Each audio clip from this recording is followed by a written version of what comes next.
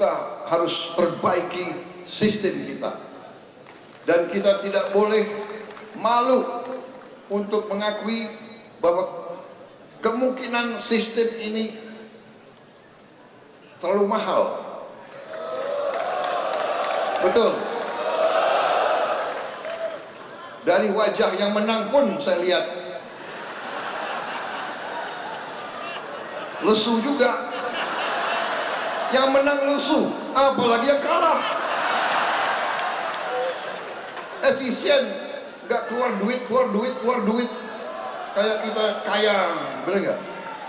Uang yang bisa beri makan anak-anak kita, uang yang bisa perbaiki sekolah, uang yang bisa perbaiki irigasi, uang yang bisa. Ya, selamat malam. Anda menyaksikan program Dialog Indonesia Bicara malam ini bersama saya, Happy Guritman. Tadi kita telah menyimak pidato petikan atau potongan dari pidato Presiden Prabowo Subianto semalam di acara HUT Partai Golkar yang tentunya juga menjadi perbincangan hangat hari ini, terutama ketika Presiden menyinggung soal sistem politik di Indonesia yang berbiaya mahal. Indonesia Bicara akan membahasnya malam ini tentunya bersama para narasumber saya yang sudah hadir. Ada Wakil Ketua Komisi 2 DPR RI dari fraksi Partai Golkar, Pak Zulfikar Arse Sadikin. Selamat malam, Pak Zulfikar. Selamat malam Mbak Happy. Selamat malam semua narasumber. Terima kasih Andre. Pak Zulfikar sudah bergabung malam hari ini. Lalu ada peneliti politik BRIN Mas Wasisto Raharjo Jati. Selamat malam Mas Wasisto. Selamat malam Happy dan rekan-rekan narasumber malam ini. Salam hormat. Terima kasih juga Mas Wasisto sudah bergabung malam hari ini. Lalu ada Direktur Eksekutif Nusantara Institute Political Communication Studies and Research Center, Mas Andriadi Ahmad. Selamat malam, Pak Andriadi.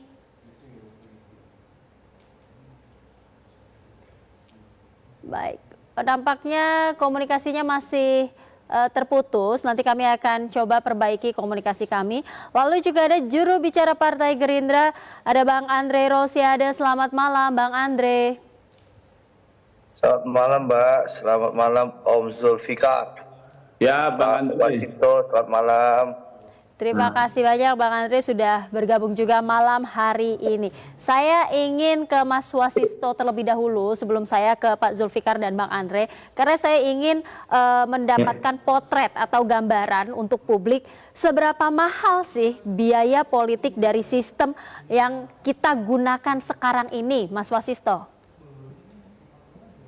Ya, baik. Terima kasih Mbak Happy. Jadi kalau berdasarkan dari hasil riset kami dulu ya, ketika masih bernama LIPI dan juga KPK, biaya politik kita itu memang sudah menyentuh angka puluhan miliar ya. Ambil contoh untuk maju dalam konteks calon bupati dan wali kota itu paling enggak butuh biaya 20-30 miliar. Kemudian gubernur kurang lebih 100 miliar. Presiden, wakil presiden mungkin bisa 500 miliar ke atas. Jadi kalau kita melihat nominal yang semakin tinggi untuk tingkatan jabatan politik itu, kita bisa melihat bahwa biaya politik yang tinggi itu makin tinggi setiap tahun pemilu, Mbak Evi. Dan memang di sini biaya politik itu juga tidak ikuti sekedar dia kampanye ya, tapi bagaimana dia mengongkosi soal tim sukses, kemudian juga bagaimana belanja media, belanja relawan yang memang di sini butuh banyak sekali biaya yang tidak sedikit, Pak Ebi. Jadi memang disinilah yang membuat kenapa secara umum ya biaya politik itu makin tinggi. Dan yang kedua memang biaya politik tinggi ini juga terkait pula bagaimana kita lebih pragmatis dalam mendekati pemilih ya, yaitu bagaimana kemudian kita dihadapkan pada situasi pragmatis, pemilih juga tidak mengetahui detail soal substansi program kampanye yang dijalankan. Jadi yang paling utama yang bisa dijalankan ya kemudian praktek-praktek road buying ya, atau belanja suara yang memang menjadi suatu norma yang sudah banyak terjadi di beberapa kasus. Jadi memang disinilah yang membuat kenapa jor-joran uang itu selalu muncul dan selalu tinggi, Mbak Ebi dan pemirsa DPR. Jadi itu dulu Mbak, kalau dari saya. Baik, Mas Wasis, belanja suara itu artinya politik uang ya, Mas Wasis ya? Ya, di sini secara sederhana seperti itu, Mbak Eri, money politics. Tapi money politics kan juga ada turunannya, ada tadi ya belanja suara, kemudian juga bagaimana pengerahan public goods atau dalam ini bisa diartikan sebagai bantuan sosial atau mungkin bantuan-bantuan lain. Jadi memang di sini yang membuat kenapa para kontestan pemilu itu saling berkompetisi untuk meyakinkan para pemilih di tingkat aras lokal untuk bisa diraih suara dan simpatinya, Mbak Edi. Baik, tapi Mas Wasisto, sebenarnya kalau kita lihat dari sisi anggaran negara juga, karena kan dikatakan bahwa pemilihan pemilu pilkada ini kan membebani begitu banyak anggaran negara. Nah, berapa banyak anggaran negara yang kemudian dibebani dari biaya politik yang tinggi ini, kalau mau dibandingkan? Ya ambil contoh kalau saya mengambil slot anggaran buat pembiayaan partai politik itu cukup tinggi ya. Kalau dari 5 periode terakhir ini, di 5 tahun terakhir ini, itu biaya bantuan ke parpol itu berkisar dari 3 juta hingga 2,5 miliar. Artinya ini dari belanja bantuan ke parpol ya dari pemerintah. Itu belum penyelenggaraan pemilu yang bisa triliunan atau mungkin kalau misalnya sampai ke putaran 2 itu bisa lebih dari itu dan lain sebagainya. Jadi memang yang kita lihat sistem proporsional terbuka yang kita laksanakan dari tahun 2004 ini semenjak pemilu langsung pertama kali dilakukan sangat membebani anggaran negara kalau boleh dikatakan ya. Tapi inilah ongkos demokrasi yang perlu kita jalankan, konsekuensinya seperti itu. Baik, saya ingin ke Bang Andri. Tadi kita dengar dari Mas Wasis, kalau kita potret biaya politik sekarang itu cukup tinggi, bisa sudah sampai puluhan miliar, kemudian juga trennya itu masih dihabiskan pada untuk belanja suara yang paling besar. Dan ini terus meningkat setiap tahun, Bang Andri. Nah, semalam kita semua mendengarkan pidato Presiden Prabowo yang kemudian juga menyoroti soal pemilihan kepala daerah ini dilakukan oleh DPRD. Tujuannya adalah untuk efisiensi. Nah, mewakili Partai Gerindra, apa kemudian yang bisa disampaikan oleh Partai Gerindra terkait pemikiran untuk berani mengubah sistem politik yang terlalu mahal ini? Ya, baik Mbak. Saya pertama menanggapi pernyataan Pak Prabowo dulu ya. Pertama, semangat Presiden Prabowo adalah efisiensi. Beliau ingin sistem partai politik kita lebih efisien agar anggarannya bisa digunakan untuk kepentingan rakyat. Contohnya program makan bergizi gratis, perbaikan gedung sekolah di seluruh Indonesia, memperbaiki sistem irigasi agar kita bisa swasembada pangan, membangun sekolah unggul di seluruh kabupaten, termasuk pemeriksaan kesehatan gratis dan lain sebagainya. Meski demikian, ini perlu saya garis bawahi, Presiden Prabowo adalah seorang yang sangat demokratis. Beliau ingin efisiensi ini tetap dalam koridor konstitusi kita UUD 1945. Oleh karenanya, beliau menyampaikan gagasan di depan semua ketua umum partai di acara HUT Golkar supaya bisa kita musyawarahkan bersama secara demokratis juga. Itu yang pertama. Yang kedua, saya ingin menyampaikan gambaran ya betapa besarnya biaya. Berdasarkan data dari Kementerian Dalam Negeri per 15 Juli 2024, KPU, Bawaslu, Kepolisian dan TNI menganggarkan 41,276 triliun untuk menyelenggarakan pemilihan kepala daerah. Dari anggaran tersebut 30,697 triliun diantaranya direalisasikan sebagai anggaran penyelenggaraan pemilihan kepala daerah. Jika disandingkan dengan anggaran pendapatan dan belanja negara tahun 2025, maka anggaran tersebut merupakan yang pertama hampir 50% anggaran yang disediakan untuk program makan bergizi gratis. Kedua, lebih dari 9 kali anggaran yang akan digunakan untuk pemeriksaan kesehatan gratis.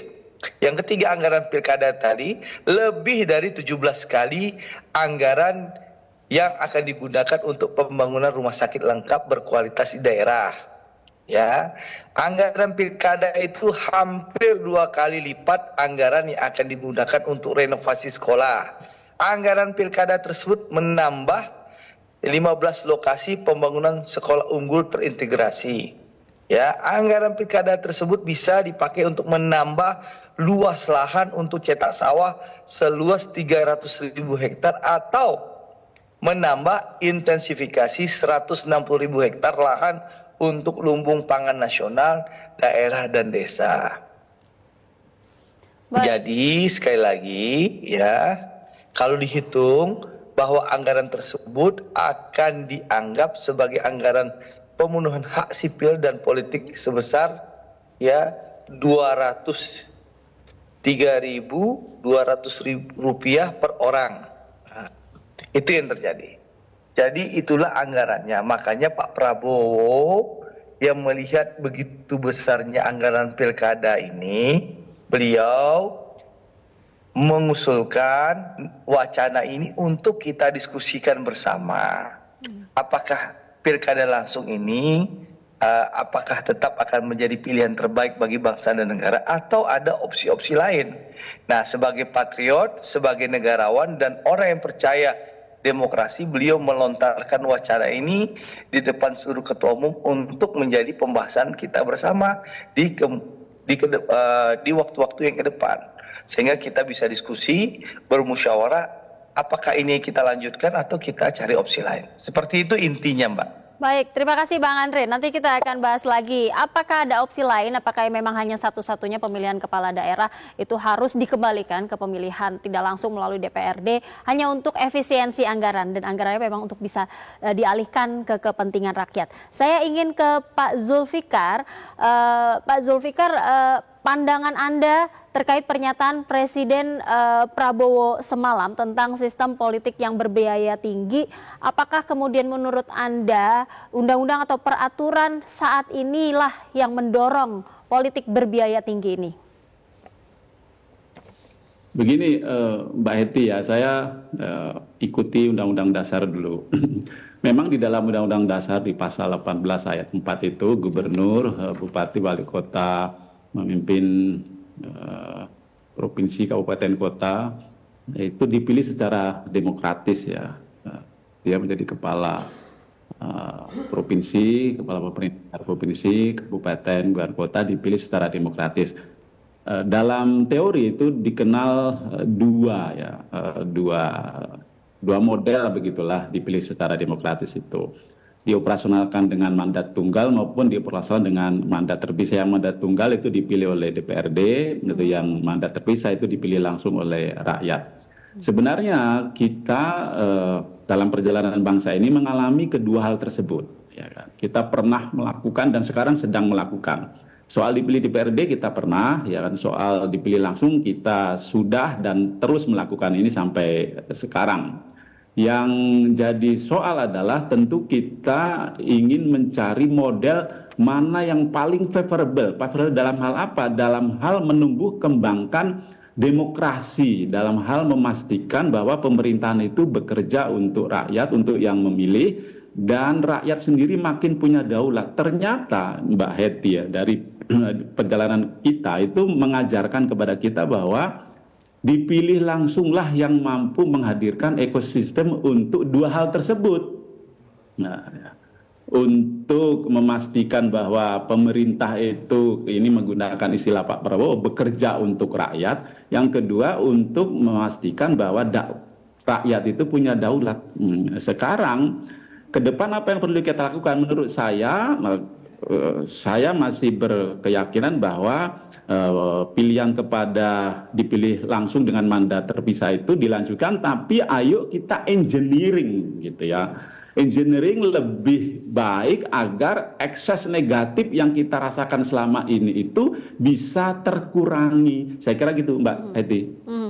Berarti akan ada alternatif yang sebenarnya bisa dipikirkan ya Pak Zulfikar ya, selain kemudian kita menelan bulat-bulat pilihan untuk kemudian mengembalikan pemilihan kepala daerah yang dipilih oleh DPRD. Artinya masih ada alternatif.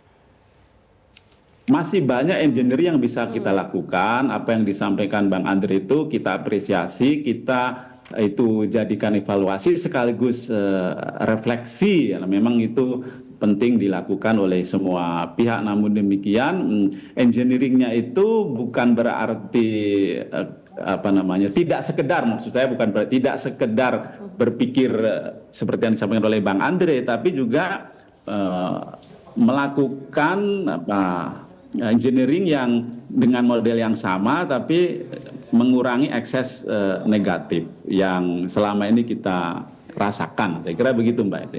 Baik, saya ingin ke Direktur Eksekutif Nusantara Institute, Pak Andriadi Ahmad. Selamat malam, Pak Andri, sudah bergabung.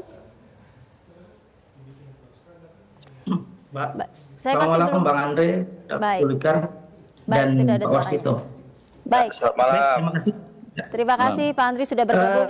Pak Andri, saya langsung saja, kalau kita melihat bahasa politik Presiden Prabowo pada saat memberikan pidato di acara HUT Golkar tadi malam, apakah narasi yang disampaikan oleh Presiden ini kemudian tepat dilontarkan usai pelaksanaan pilkada? Menurut saya apa yang disampaikan oleh Pak Presiden itu adalah sebuah opsi yang bagus, realitas yang terjadi gitu, di mana memang kita harus mengakui bahwasanya high cost dalam politik kita, khususnya pilkada, itu tidak bisa kita elakkan. Sebetulnya kenapa pilkada langsung ini keluarkan, itu kan ada historisnya. Ketika reformasi bergulir, kemudian keinginan untuk kedaulatan rakyat itu memang diletakkan pada tempatnya, yaitu dalam sistem demokrasi kita, yaitu amandemen Undang-Undang 45, yaitu salah satunya adalah pilkada langsung ini, selain pilkada atau pilpres langsung. Jadi nafas nafas reformasi ini sebetulnya jangan dulu lah kita kubur terlalu dalam dulu gitu. Artinya perlu apa yang disampaikan oleh Pak Zulfikar, saya sepakat juga gitu. Ada alternatif lain mungkin yang bisa kita bisa kita tarik itu kan sebagai solusi bagaimana untuk menciptakan ya biaya politik yang rendah gitu, dalam perpolitikan kita. Sebetulnya bola panas seandainya betul-betul ingin dibalikkan kepada DPRD, saya pikir dengan mudah sekali gitu kan, Kim Plus ataupun parlemen itu untuk merubah itu. Kenapa? Bola panasnya kan ada di parlemen kan. Artinya saya pikir perlu dihitung-hitung kembali gitu untuk mengembalikan opsi kepada DPRD. Saya pikir gini, kita pernah melakukan itu di selama masa Orde Baru dan awal reformasi. Apakah itu lebih baik? Mungkin itu lebih bagus kita melihat gitu. Apakah pemimpin yang dihasilkan itu betul-betul memperjuangkan berada di dengan rakyat. Kenapa reformasi ini kan menginginkan ya semangat otonomi daerah. Ketika otonomi daerah bergulir, lalu muncullah implikasinya, salah satunya adalah pilkada langsung, yaitu di mana rakyat silakan untuk memilih pemimpinnya sesuai dengan pada perjalanannya memang biaya yang dikeluarkan itu tidak bisa dielakkan, seperti misalnya untuk mengadakan alat peraga dan lain sebagainya, itu tidak bisa kita nafikan. Pada akhirnya itu menimbulkan mungkin implikasi negatif terhadap pelaksanaan pilkada itu sendiri. Bahkan kalau kita ingin jujur saja gitu kan, kepala daerah yang dihasilkan dari pilkada langsung ini benar-benar kredibel, integritas, dan betul-betul dekat dengan rakyat. Jangan-jangan gitu, jangan-jangan banyak menimbulkan raja-raja kecil di daerah gitu. Nah, ini kan tidak negatif nih. Menurut saya perlu dikaji. Saya sepakat apabila memang ada opsi untuk menggali ke DPRD, bola panasnya ada di DPR sendiri kalau ingin merubah undang-undang tersebut kan. Nah, tetapi apakah kita perlu mencari opsi-opsi lain gitu? Opsi lain mungkin perlu kita kaji dan kita cari gitu kan. agar kedaulatan rakyat ini tetap, pemilihan pilkada atau pilkada secara langsung ini tetap berjalan dengan biaya yang rendah. Mungkin itu, Mbak. Baik, artinya juga yang perlu dilihat atau dievaluasi adalah terlebih dulu kita melihat apakah benar-benar pemimpin daerah yang dipilih langsung oleh rakyat ini jauh lebih baik atau tidak. Mungkin kita bisa memulai evaluasi dari situ ya, Pak Andri ya. Kita akan lanjutkan perbincangan ini, tetapi kita harus jeda terlebih dahulu. Pemirsa jangan kemana-mana, tetaplah bersama kami di Indonesia Bicara.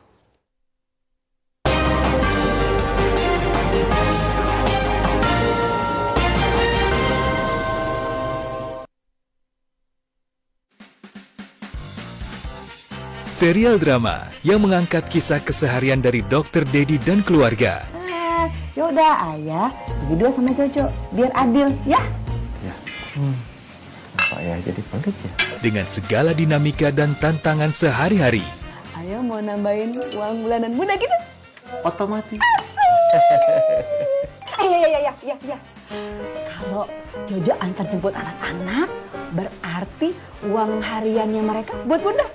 Pasti. Oh my God, ya. Bagaimana pandangan kita akan problem sosial dan cara menyelesaikannya? Dibintangi oleh Surya Saputra, Elma Teana, dan Bara Valentino. Saksikan Jendela Rumah Kita Reborn. Setiap Minggu sampai Selasa, pukul 20 waktu Indonesia Barat. Membahas ragam topik menarik yang mendalam tentang dunia kesehatan. Yang dibicarakan dan orang banyak tahu tuh mengenai pertumbuhannya ya. Karena memang mindset orang Indonesia tuh kan kalau udah kulit coklat udah aman. Bersama para dokter dan bintang tamu yang kompeten di bidangnya. KPH juga iya, tapi dia lebih ke kandungannya itu sih. Halo Dokter, Senin sampai Kamis, pukul 9.30 waktu Indonesia Barat. Selamat datang di Warung Pengkolan. Alam menjadi bagian dari kehidupan. Menjaga kelestarian dan keseimbangan alam merupakan hal penting. Lalu bagaimana cara kita mempersiapkan diri agar terhindar dari bencana alam? Simak pembahasannya bersama Dodi Yuleova, Kimau, Septa Anggraini, pembawa acara Anya Dwinov dan Akbar. Warung Pengkolan, Megatrust, dan Simulasi Bencana. Jumat 13 Desember 2024, pukul 20 waktu Indonesia Barat.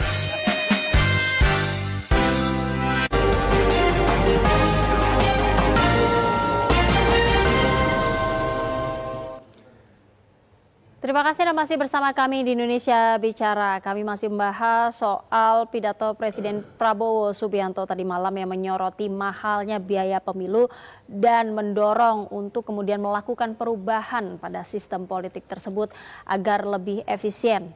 Saya ingin ke Mas Andri lagi. Mas Andri, apa yang disampaikan oleh Presiden Prabowo malam tadi, ini apakah kemudian menurut Anda menimbulkan efek bagi partai politik?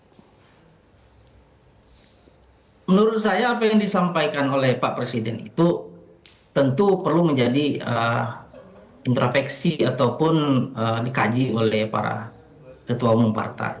Karena apa yang disampaikan Pak Prabowo saya pikir tidak ada itunya positif menurut saya. Cuman kita kan sudah terlalu lama ya dalam pilkada langsung ini, barangkali banyak juga yang menikmati juga gitu kan pelaksanaan pilkada langsung ini. Ini kan tidak bisa tiba-tiba lalu kita ganti gitu kan. Perlu pengkajian lalu perlu dibahas gitu kan. Mungkin di DPR RI untuk mengubah undang-undang itu gitu. Tetapi kalau semangat ya untuk efisiensi sebetulnya saya sepakat gitu. Kenapa? Efisiensi dari biaya yang dikeluarkan seperti yang disampaikan Bang Andre sampai 2 triliun itu memang betul gitu. Apabila kita gunakan untuk yang lain puluhan triliun dari 40 T. Puluhan triliun, betapa banyak gitu kan kita menghamburkan uang untuk pilkada yang saya katakan tadi belum tentu menghasilkan pemimpin yang kredibel tadi. Kenapa? Saya berani mengatakan itu, mungkin bisa kita buka ya, buka-bukaan data gitu kan dari KPK. Berapa persen kepala daerah hasil dari pilkada langsung ini yang terjerat kasus korupsi gitu. Ya salah satunya adalah karena kos politik yang mahal ini, ya tidak terjerat oleh mungkin korupsi ini ya beberapa saja menurut saya. Oleh karena itu menurut saya ini perlu dikaji. Tetapi kalau dalam terburu-buru apa yang disampaikan oleh Pak Zulfikar tadi, kita membuat engineering, ada alternatif lain nggak? Tidak ada tetap langsung, tetapi alternatifnya bagaimana gitu, agar biayanya rendah. Apakah pemerintah subsidi bang, subsidi lagi kepada calon atau gimana? Saya mungkin itu perlu dikaji gitu kan, karena itu kos politik lagi gitu. Mungkin itu Mbak. Baik, mungkin saya harus ke Mas Wasisto dulu. Mungkin Mas Wasisto ada penelitian yang bisa memperkuat bagaimana sistem politik kita biayanya bisa lebih rendah. Apa yang perlu ditekan? Elemen apa yang bisa membuat biaya politik ini menjadi rendah dan efisien? Iya, tentu yang paling utama kita merubah sistem pemilihan kepala daerah ya Mbak Happy. Jadi kan dulu kita pernah mengalami perubahan pemilihan kepala daerah ketika itu masih di Undang-Undang 22 tahun 2014 ketika Pak SBY masih berkuasa. Ketika itu kan sudah diwacanakan kembali lagi ke DPRD setelah kita melihat adanya berbagai macam evaluasi kritis semenjak pilkada itu dilaksanakan tahun 2005. Cuman kan setelah itu banyak terjadi gejolak di dalam maupun di luar. Jadi di masa Pak Jokowi kemudian diubah lagi menjadi langsung dengan UU 1 2015. Jadi yang paling utama dari sini adalah bagaimana kita menyiapkan kerangka regulasi yang konsisten dulu Mbak Epi ya. Dan yang paling utama pula kita juga perlu melihat bahwa tidak semuanya daerah itu siap dengan sistem seperti ini. Di beberapa daerah misalnya ada sistem noken di Papua atau mungkin sistem yang serupa lain. Jadi akan lebih baik kalau Kemendagri di sini mengevaluasi ya capaian-capaian pilkada di setiap daerah itu apakah sesuai dengan semangat otonomi daerah. Karena ini yang paling utama kita laksanakan. Bisa jadi kita menyelenggarakan pemilu hybrid ya, di mana ada pemilu langsung di daerah yang itu memang sudah cukup dewasa demokrasinya, dan mungkin ada pemilihan tidak langsung bagi daerah yang itu masih dalam transisi. Itu opsi pertama ya. Yang opsi kedua saya pikir memang yang kita lihat bagaimana komitmen terhadap penguatan pertarungan ide itu lebih dikuatkan ya, karena disinilah yang membuat para kontestan itu akan lebih banyak diskusi soal program, soal kebijakan daripada mereka kemudian terpaku pada biaya money politik yang sedemikian tingginya. Itu opsi kedua ya. Yang ketiga mungkin yang tadi menindaklanjuti yang opsi pertama ya, kita mungkin bisa mengadakan pemilu campuran ya, di mana ada daerah yang itu nanti hanya pilgubnya bisa itu dilakukan secara lewat mekanisme DPRD, sementara bupati wali kota bisa langsung. Karena kan yang kita lihat esensi otonomi daerah itu kan ada di tingkat kabupaten kota. Jadi memang ada baiknya kalau pemilu langsung itu dilakukan di tingkat kabupaten kota. Sementara kalau pemilu tidak langsung bisa dilakukan di tingkat provinsi. Karena provinsi kan lebih pada kepanjangan tangan pemerintah pusat. Jadi memang disinilah tiga opsi itu sementara yang bisa kita diskusikan saat ini Mbak Epi. Baik, saya ingin ke Bang Andre. Bang Andre mungkin bisa mengomentari dari opsi-opsi tadi, 3 opsi yang disampaikan oleh Mas Wasis. Artinya selain kemudian kita mengambil pilihan bahwa pemilihan kepala daerah ditunjuk oleh DPRD, sebenarnya kita bisa ambil opsi pemilihan campuran tadi ya Mas Wasis ya. Di opsi ketiga itu hanya untuk tingkat rendah kabupaten kota, tapi provinsi tetap pemilihan langsung. Mas Andre gimana pendapatnya? Ya, jadi begini, Pak. Saya rasa seluruh opsi ini bisa tentu nanti dibawa oleh Bang Zulfikar dalam rapat Komisi 2 ya. Karena pilkada, pemilu ini ranahnya Komisi 2. Saya rasa nanti setelah reses 20 Januari kita mulai bersidang, ya tentu Komisi 2 nanti akan membahas berbagai opsi yang ada, mengundang para pakar, stakeholder ya, maupun seluruh para pihak lah. Saya rasa Komisi 2 akan mendengarkan, nanti kita tentu akan pilih nanti opsi mana yang terbaik. Ya, tentu seperti Mas Wasis, Mas Andri tentu akan diundang oleh Bang Zulfikar nanti dengan seluruh pakar yang lain, kelompok masyarakat, ormas, ya peneliti semuanya tentu akan diminta masukan. Sekali lagi yang dipikirkan Pak Prabowo kan soal efisiensi. Ya. Nah, tapi tentu kita jangan melanggar konstitusi dan juga jangan mengurangi esensi demokrasi. Nah, saya rasa wacana ini layak kita diskusikan. Nanti Komisi 2 sebagai leading sektor yang akan memimpin diskusi ini. Memang ranahnya ranah Komisi 2 DPR RI, ini Bang Zulfikar kan pimpinan Komisi 2. Beliau lah nanti yang menjadi ujung tombak di DPR nanti untuk membahas ini dengan mengundang seluruh pakar untuk mendiskusikan ini. Baik, saya rasa ini akan jadi diskusi terbuka yang menarik. Kita cari opsi yang terbaik supaya jangan lagi pertama beban APBN yang begitu besar habis, itu satu. Yang kedua, jangan lagi ada politik yang mahal dan kotor itu, yang merusak mental rakyat karena ada oknum calon kepala daerah yang tidak punya program, tidak punya kapasitas, tapi mampunya bagi-bagi uang. Itu juga harus diantisipasi gitu loh. Baik, Bang Andre. Semangatnya itu tadi efisiensi jadi yang kita ingat. Rakyat itu juga harus bisa memilih pemimpin yang punya kapabilitas gitu loh. Nah, jangan menutup wacana juga bahwa DPR pasti akan memilih pemimpin yang punya kapabilitas. Jadi jangan berpikir ya DPR akan memilih orang yang beruang. Tapi saya rasa DPR pasti akan memilih, ini saya rasakan ya karena anggota DPRD itu tahu problem di daerahnya baik kota, kabupaten maupun provinsi, tentu anggota DPRD akan memilih pemimpin yang cakap, yang mampu bekerja sama dengan DPRD, bahu-membahu membangun daerah mereka, gitu loh. Baik, Bang Andre. Nah, kalau ada kecurigaan nanti anggota DPRD terima suap ya, silakan KPK, Kejaksaan, Kepolisian untuk mengawasi pemilihan itu gitu loh. Saya rasa banyak opsi lah. Yang jelas nanti Bang Zulfikar yang memimpin. Baik, Bang Andre, tapi kalau dari Partai Gerindra, Bang Andre, tapi kalau dari Partai Gerindra, apa kemudian langkah awal yang akan diambil oleh Partai Gerindra untuk kemudian juga mendorong, mewujudkan supaya apa yang disampaikan Bang Andre tadi terwujud, agar biaya politik yang tinggi itu benar-benar bisa ditekan, efisiensi, semangat efisiensinya ada, kemudian juga dialihkan untuk kepentingan rakyat, program-program pemerintah yang pro rakyat ini bisa berjalan, menyokong semua itu. Apa langkah yang akan diambil Partai Gerindra saat ini?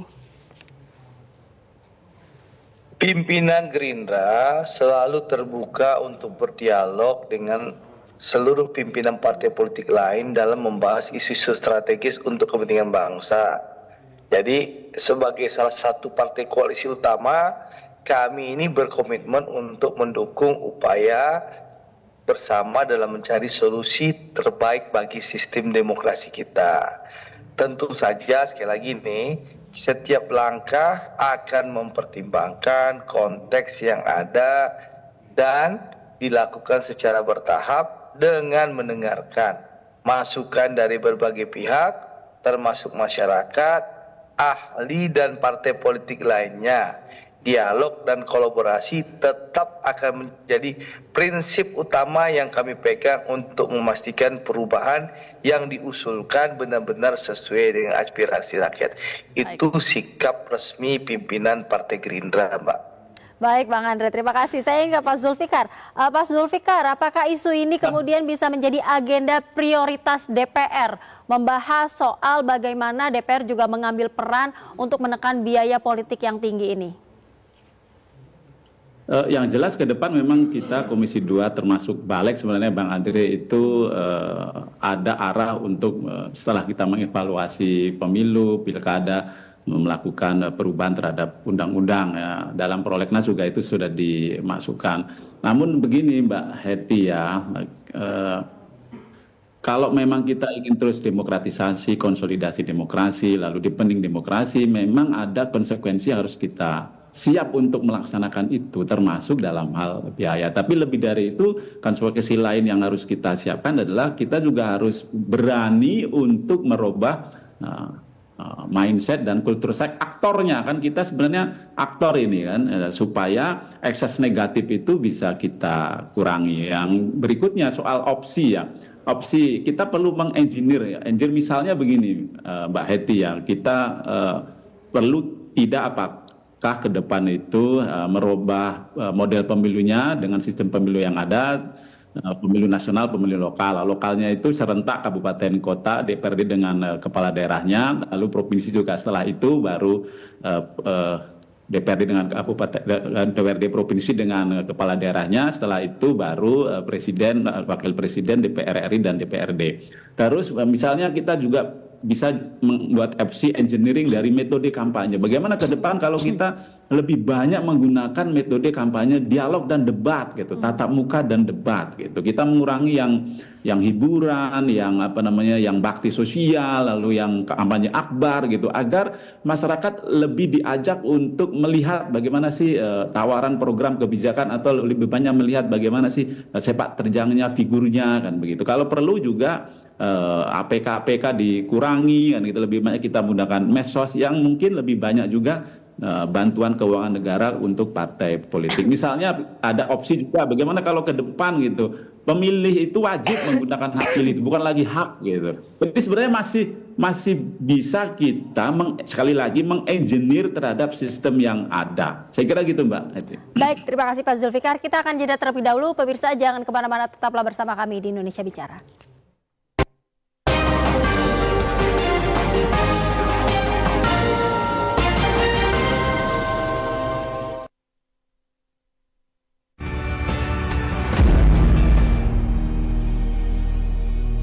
Sosok-sosok inspiratif yang memberikan manfaat bagi masyarakat serta mengangkat realita kehidupan yang terjadi dari berbagai penjuru tanah air. Kalian melihat hijau di mana-mana, krisis air itu nyata. Hal yang berkaitan dengan upaya reforestasi selalu kita gambarkan di mana-mana. Inspirasi Indonesia setiap hari pukul 14.30 waktu Indonesia Barat. Fokus membangun di kampung saya. Keyakinan kepada orang yang berdagang ini bahwa jangan terpengaruh oleh momen-momen. Ini seharusnya momen saya untuk naikin. Siti Khadijah juga seorang pedagang ya, dari Mekah ke Syam ke Suriah gitu. Itu memang kehidupan masyarakat Islam pada awalnya itu memang berdagang. Artinya mostly income gitu. Tema kali ini luar biasa menariknya, bahwa ada yang berkaitan dengan jual beli. Pada dasarnya hukum jual beli adalah halal. Serial drama yang mengangkat kisah keseharian dari Dr. Dedi dan keluarga. Yaudah ayah, bagi 2 sama Jojo, biar adil ya. Apa ya jadi pelit ya? Dengan segala dinamika dan tantangan sehari-hari. Ayo mau nambahin uang bulanan muda gitu? Otomatis. Ya. Kalau Jojo antar jemput anak-anak, berarti uang hariannya mereka buat bunda. Pasti. Oh my God, ya. Bagaimana pandangan kita akan problem sosial dan cara menyelesaikannya? Dibintangi oleh Surya Saputra, Elma Teana, dan Bara Valentino. Saksikan Jendela Rumah Kita Reborn setiap Minggu sampai Selasa pukul 20 waktu Indonesia Barat.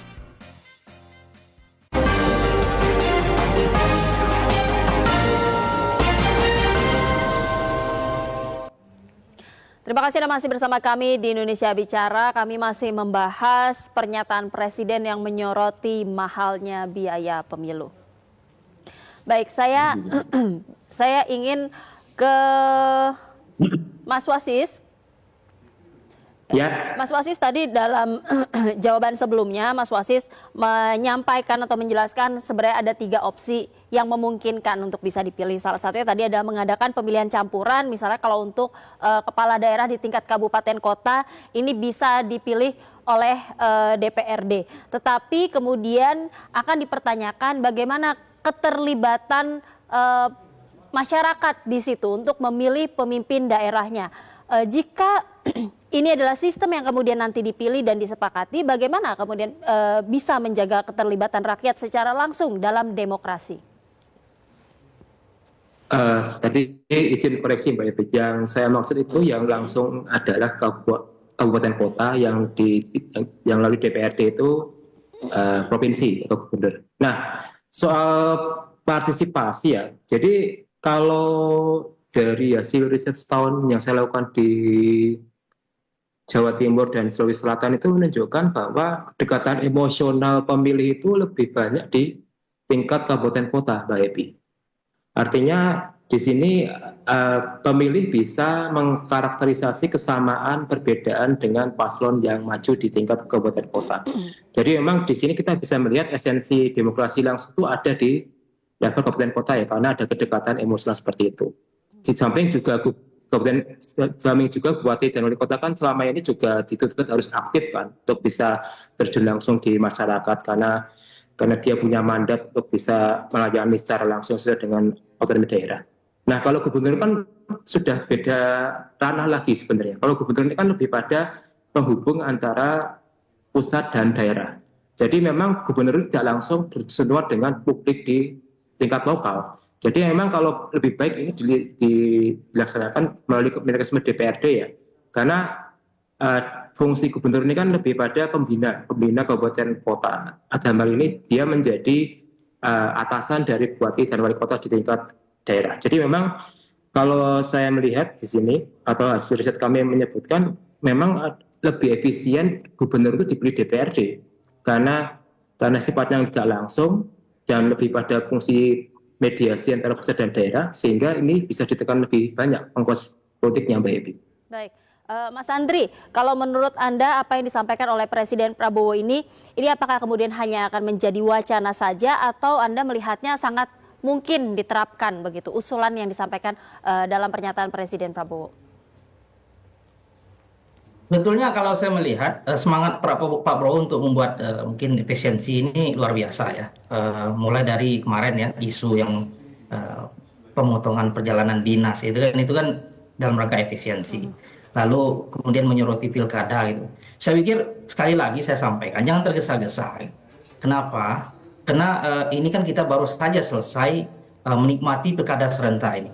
Pilkada serentak ini kan saya pikir ya, ini mengurangi hiruk pikuk ya dari mungkin selama ini setiap waktu ada pilkada gitu. Tapi dengan adanya pilkada langsung serentak ini kan ini mengurangi. Saya berpikiran gini ya, setelah pilkada langsung ini bergulir, kemudian nanti hasilnya mungkin tanggal sudah ada yang mungkin belum pada penghitungan atau penetapan oleh KPU.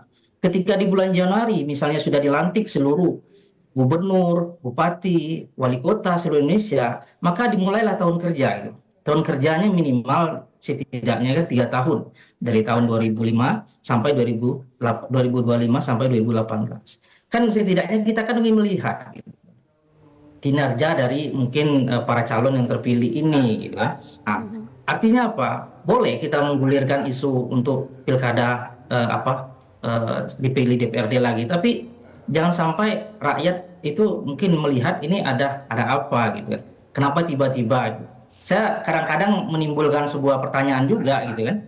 Saya ingat itu di masa Orde Baru gitu kan, penyeragaman yang terjadi gitu kan, di mana di masa Orde Baru itu memang ya stabilitas adalah sangat penting gitu kan untuk menciptakan sebuah sosial politik atau ekonomi yang mungkin berjalan dengan baik. Ini kita juga harus hati-hati juga melihat ini ya. Jangan sampai apa yang disampaikan tadi ya, euforia politik rakyat ini yang sudah diberikan kebebasan untuk memilih calon secara langsung ya, yang disukai ya tentunya oleh masyarakat terlepas ada money politik dan lain sebagainya.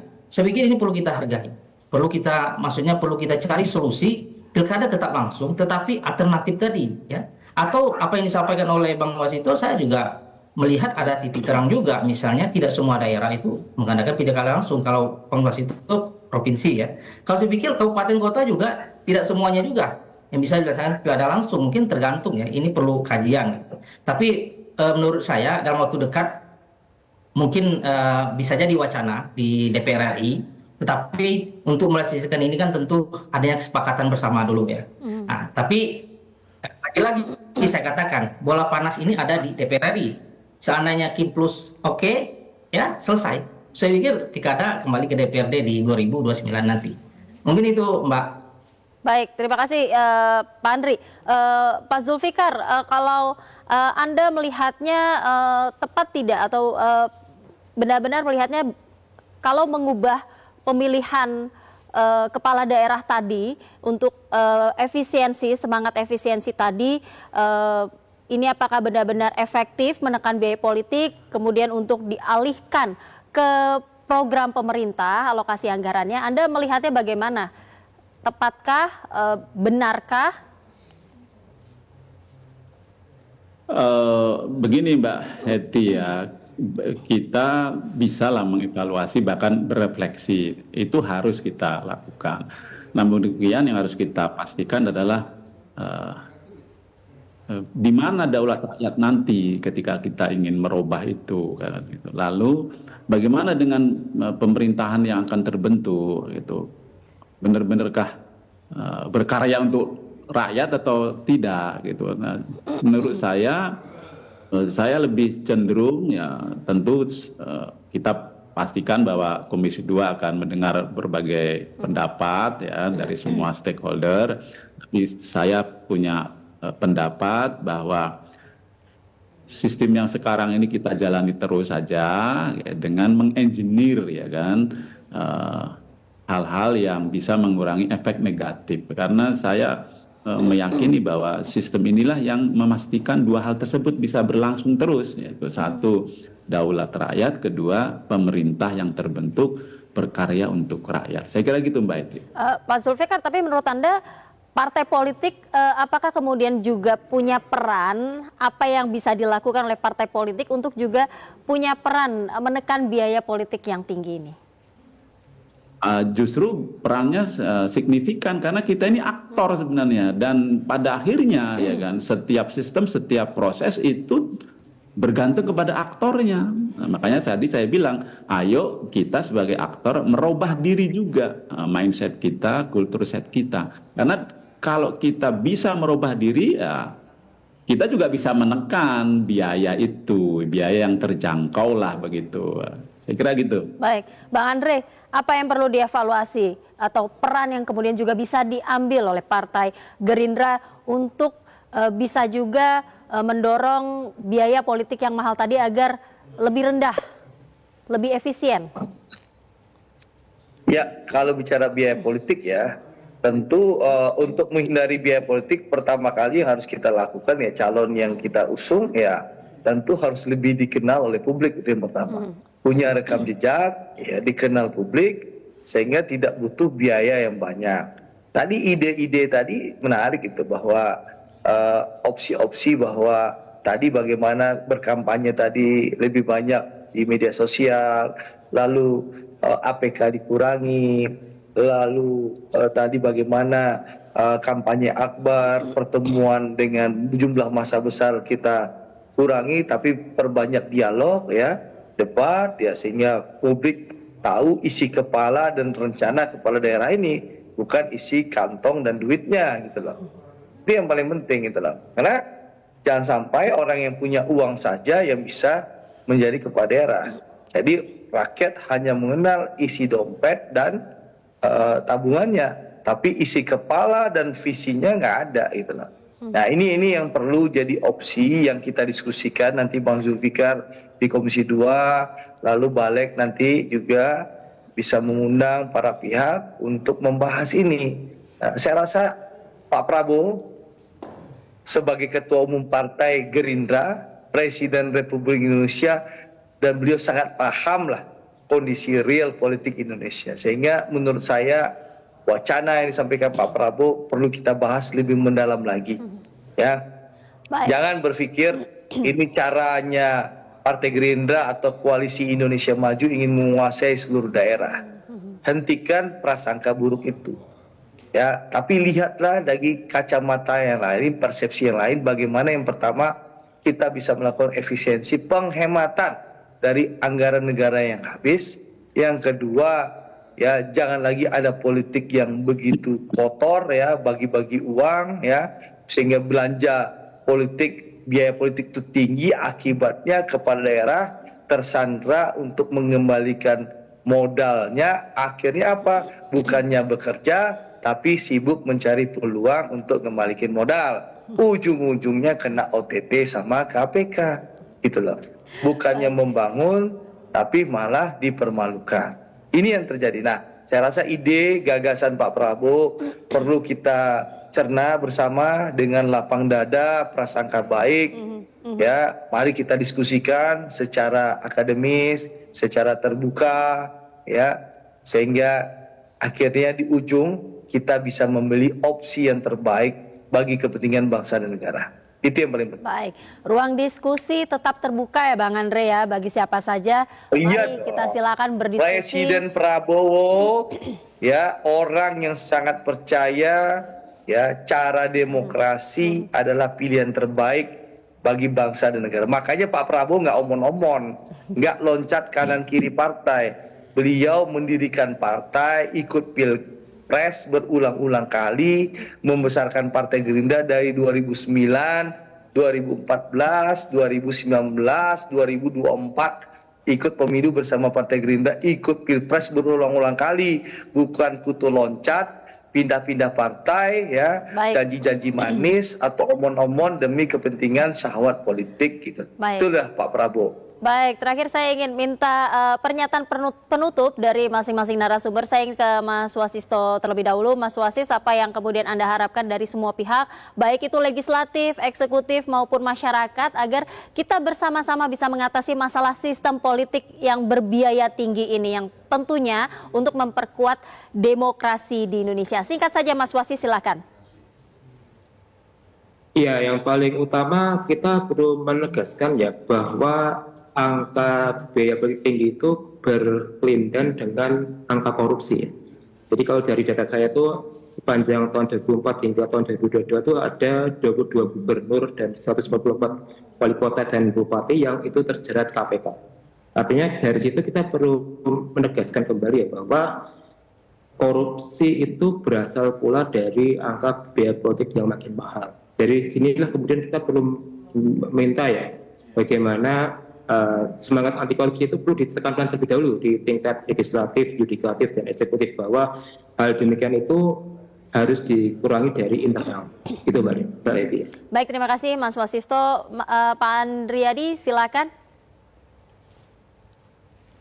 Kalau saya berpandangan apapun sistemnya ke depan, apakah masih pilkada langsung ataupun pilkada melalui DPRD, kita pastikan bahwa kedaulatan rakyat itu masih harus kita pastikan ada di tangan rakyat.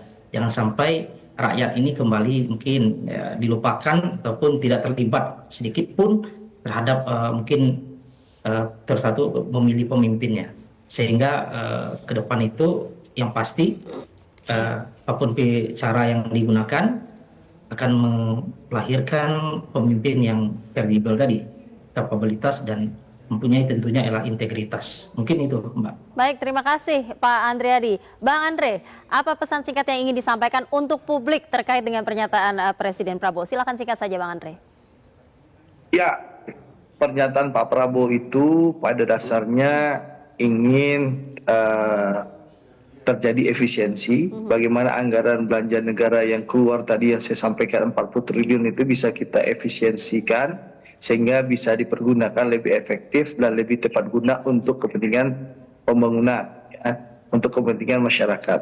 Itu yang pertama. Yang kedua, sekali lagi, wacana ini sengaja dilontarkan oleh Pak Prabowo di depan seluruh ketua umum partai agar ini bisa kita jadikan diskusi bersama, bahan untuk jadi diskusi bersama, dan insya Allah nanti Bang Zulfikar sudah menyampaikan komitmennya 20 Januari DPR RI mulai bersidang. Di masa sidang pertama tahun 2025 ini akan dibahas oleh Komisi 2. Mudah-mudahan dengan pembahasan yang terbuka, transparan, melibatkan seluruh para pihak, ya, kita bisa memilih opsi yang terbaik bagi kepentingan bangsa negara, di mana kita bisa memilih pemimpin yang terbaik, ya, yang punya kapasitas dan kapabilitas tanpa perlu ya uang bertebaran, tanpa perlu APBN kita habis, APBD kita habis, dan juga tidak mengeluarkan biaya politik yang begitu besar yang berujung nantinya kepala daerah mencari uang pengganti,